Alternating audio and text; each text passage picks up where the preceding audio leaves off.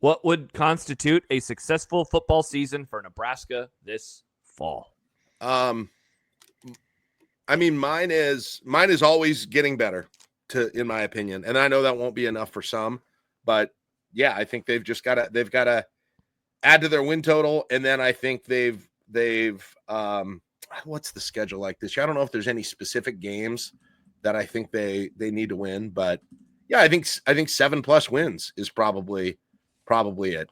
And then again, beating Iowa, I would probably throw on there too. That's a pretty good one. Not losing to Iowa again. If you could go 7+ wins and beat Iowa, I don't think I would be. I know there would certainly be people who are like, well, you got to go more quickly than that. You got to be in it. But I think that's probably the bare minimum of where I would feel it's successful. I don't know. What do you think? I want to read comments real fast before I answer. Adam says 9. D-Lo, rule on first take would do it. Jordan says playoffs.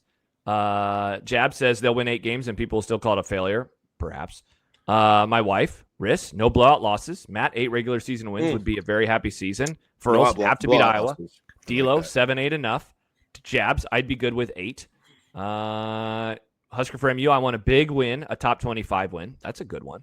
And then more coming in. That is a good one. I like that one too. And by the way, it seems on paper right now, it's a game that's going to be light on top 25 games.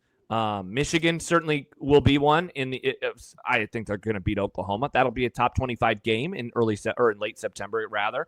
Of course, Penn State is going to be ranked, and then it kind of comes down to: does anybody surprise us, like a Michigan State or a Maryland? Is USC bouncing back?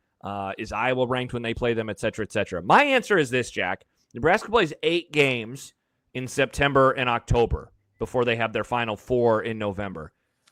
It's a successful season if they could enter November in the playoff race, like realistically, which means I think 6-2. I think if you enter November 6-2, I guess then they could go 0-4 and that'd be a shitty season.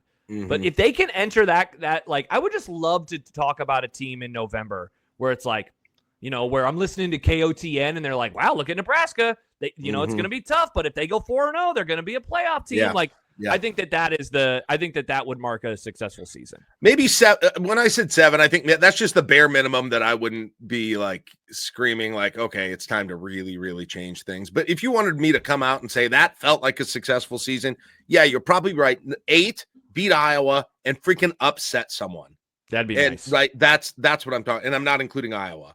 Like go in and beat Michigan or beat, I don't know who the other upsets would be. Josh, you were looking at the schedule. How many of those Here's a question. How many opportunities are there even for that to pull off a significant upset? Jack, I know you were just talking about that, but now I was just going to say, man, on paper right Michigan? Now, certainly Michigan, there'll be a dog in, certainly Penn State. Penn State, maybe USC.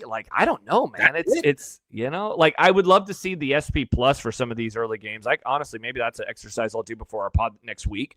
I'll create some point spreads because, dude, I mean, they're at Maryland. They're at Minnesota. Those could certainly be short road favorites, right? They're favored against Cincinnati already. Maybe at UCLA. Is this schedule weaker than last year? Well, John had a thing yesterday. I could pull up the graphic real fast. John had a thing yesterday, though, about how Nebraska has the 4th easiest schedule in the Big Ten, according to Bill Connolly. Not to get everybody too hyped. I'll post it in here real fast, but not to get everybody too hyped. But yeah, 4th easiest schedule in the conference and one of the easiest schedules in the Power 5. There are 2.5 games where they are clear underdogs, maybe just 2. This isn't me pumping Nebraska up. I'm just saying based on what we know now, maybe Minnesota would be 2, but I don't consider the going into Minnesota like a, kind of a program proud win. I would say that's Michigan and at Penn State. And maybe Southern Cal. That's it. Yeah. Wow. All right. Well, we're already doing it, folks. Opportunities. Already doing it, folks. Which is crazy. Already doing it, folks. So, yeah, I posted it, by the way, Jack. You can see it. Oklahoma has the toughest schedule in the country, according to Bill Connolly's numbers. Florida, Arkansas, and then finally the first Big Ten team, Wisconsin. And so, I don't know, Jack, if you've looked at Wisconsin's schedule. I was like, who do they have this year? My God. I just want to read this before we get to the next question because, Jack, you're going to cackle because, we hate Wisconsin. So they have the return trip to Bama in their non-conference. That's their final non-conference. Yep. There you go. You're already laughing. And here we go. You ready for this? Maryland at home, off week, at Michigan, Iowa, Ohio State, at Oregon, off week, Washington, at Indiana, Illinois, at Minnesota. There was a listener, or was it Husker for MU? Was there? I think it might have been Husker for MU said that up there the talk is, or maybe it was somebody else, but like they would be happy with a 5-7 season against this schedule. And yes, you're right. Fickell is definitely going to be fired. Man, that is even horrible. if Rule does, let's say Rule got like 7 wins this year, went to another crappy bowl. I assume he probably wouldn't be fired, and he's going to have a pretty freaking mediocre first few years, or he could, and he's still going to outlast Fickell in that situation. Isn't that crazy? Yeah, where you it really look at those guys coming in, it's like a race to the top between these two hot coaches in the Big 12 West or the Big 10 West, and neither of them are going to do well, but somehow Fickell is going to potentially do even worse than Rule did, which is wild. So. Absolutely wild.